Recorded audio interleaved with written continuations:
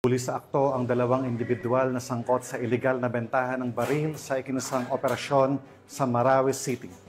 Ang nasabing operasyon ay bahagi ng pinaigting na kampanya ng Philippine National Police laban sa paglaganap ng loose firearms na maaaring magamit sa karahasan at terorismo, lalo na sa mga lugar na may kasaysayan ng kaguluhan.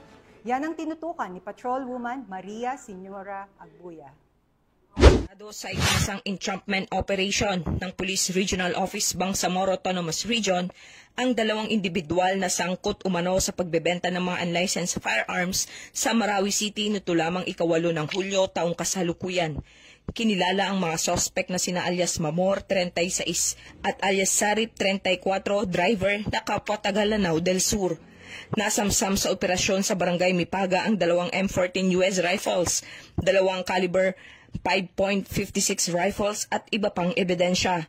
Matagal nang minamanmanan ang galaw ng dalawa dahil sa pagkakasangkot umano sa black market ng armas.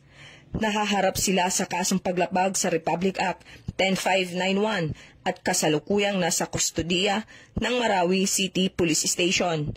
Ang matagumpay na operasyon ay bahagi ng pinaigting ng kampanya ng PNP kontra loose firearms na maaaring magdulot ng karahasan at terorismo.